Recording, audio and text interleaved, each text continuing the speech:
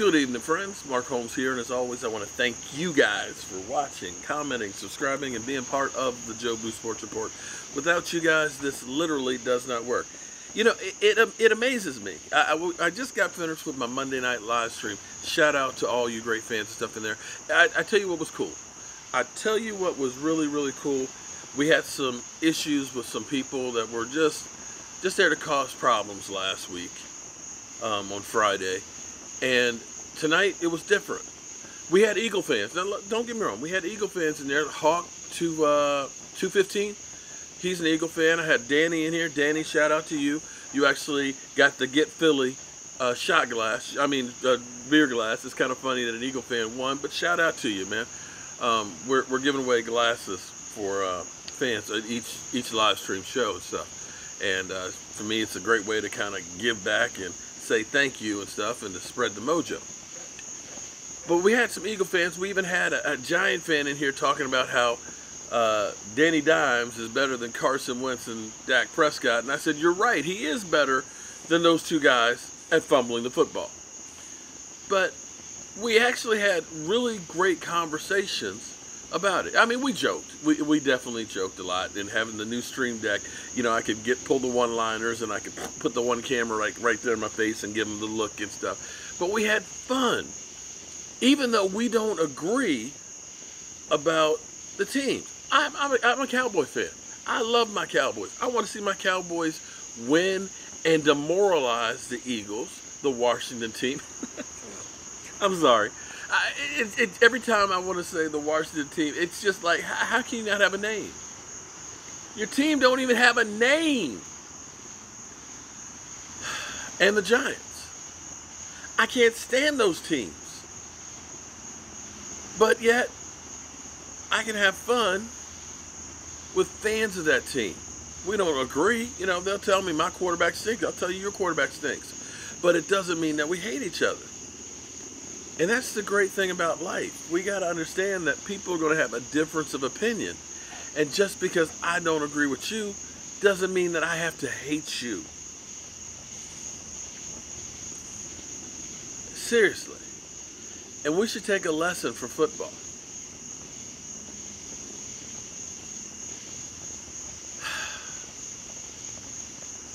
Football. God, I love football. You know, I'm old, and see, if you're young, make sure you enjoy it. Make sure, I wish I knew then what I know now. You got to understand opportunities and putting in work. A lot of times you can go through the motions, and you do okay, you pass. But you put a little more effort into it. It's how you get to be exceptional. And I wish I had put more work into trying to be exceptional. You can look back now, it's like, damn, why didn't I put that work in? Why didn't I work as hard then as I do now? It's too late. Deion Sanders got a lot of flack yesterday because of what he said. He said, those of you players who are not playing this year, you're deferring. Understand that football is going to go on without you. And that's the reality, not just with coronavirus. That's one of the harsh realities of football. There is nobody safe in football. When Joe Montana has to leave San Francisco to go to Kansas City to be replaced by Steve Young. When Tony Dorsett has to go to Kansas City, to Denver. When Emmitt Smith has to go to Arizona. When Peyton Manning has to go to Denver. You have to realize everybody is replaceable. You're only the guy until I find somebody else to be the guy who's less money. And as much as people want to give him crap, there's nothing wrong with what he said.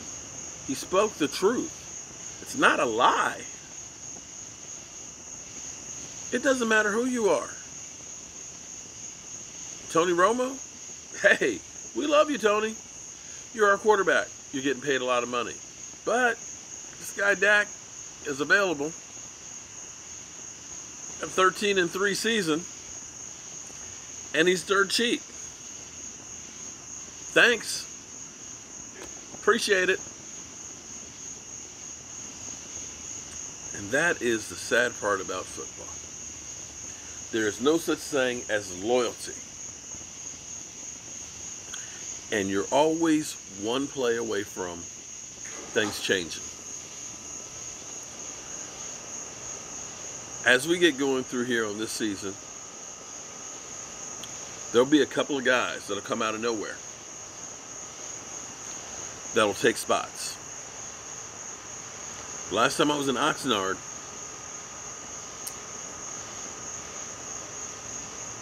Antoine Woods was fourth string. Nobody gave him a chance of making the team. Antoine Woods made the team and played a lot and played really, really well.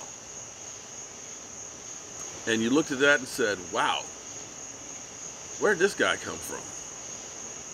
Took a veteran spot. And now Antoine Woods, who just signed his tender, you look at this and say, it's possible he don't make the team. That's how crazy football is. You draft Taco in the second round. You trade him to Miami. From Miami, he goes to Chicago? Or is it Kansas City? But he's gone. I mean, here today, gone tomorrow. That's just the way it is. So when Deion was speaking that, he was speaking a lot of truth. He was speaking a lot of truth. This week is going to be a big week. Right now we know there's only one college conference, as far as I know, Southeast Conference, that hasn't canceled the season. So it's conceivable that games will be shifted to Saturday. You know, I was sitting here reading an article, and they're like, we don't know if the NFL can do that. I got to tell you, it'll be real easy for the NFL to shift games this year. Without fans in the stands, it's just the teams. You can change a flight for a team to fly in. And I'm sure that they can get the television cameras there to broadcast with the amount of money that they would make on an NFL game versus having no games of any sports whatsoever. They can find a way to make that work. That's not an issue. And it's going to be interesting. I wonder if we'll actually get tired of football with some of these crappy games that we'll actually be able to see.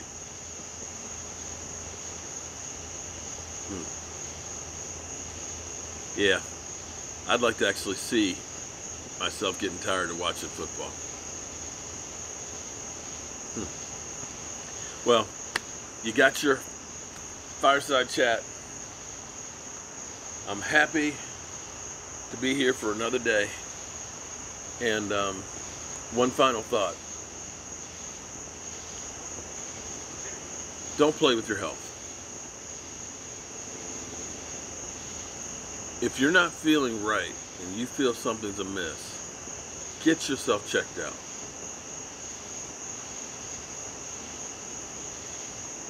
My brother, Tony, is in the hospital right now.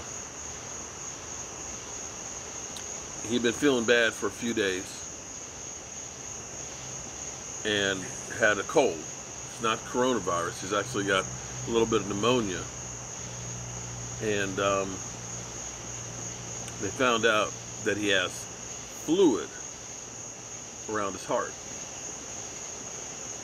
They ended up sticking a big needle in his chest and putting in a catheter, and they ended up draining 2 liters of fluid from around his heart. And he said immediately that felt so much better. Now they have to find out why the fluid was building up around his heart, and they're doing a biopsy tomorrow. Check him out. But I had another brother who, and this is where I told you guys before, when you're 50 years old, get your prostate checked out. Because my other brother, Greg, had a friend that he worked with he hadn't seen for a while. And when he saw him, he had lost weight. He's like, hey man, what kind of diet you on, man? I need to lose some weight myself. He's like, you don't want to be on this diet. He said, I had prostate cancer, and I've been dealing with that. And he said, if you haven't been checked out, and I think my brother was 53, he said, you need to get checked out. And he made an appointment that week and found out that he had some cancerous polyps that were getting close to his liver. Fortunately, he had no signs, but he got checked out, and he's doing great. Which brought me to me, because when I turned 50, I didn't get mine. I waited till I was like 51 and something and got checked out. Come to find out, I had 7 polyps myself. 3 of which were over 2 centimeters, which is the area where they turn cancerous. In which case now every year I got to get checked. If you know that something's not quite right, please get your shit checked out. It may not seem like much. It may be something that you think, no problem, I'll be over in a couple of days. And you might not be. All right, y'all. I have talked way too much today, but I'm going to go in here and I am going to go to bed. I appreciate y'all. See you tomorrow.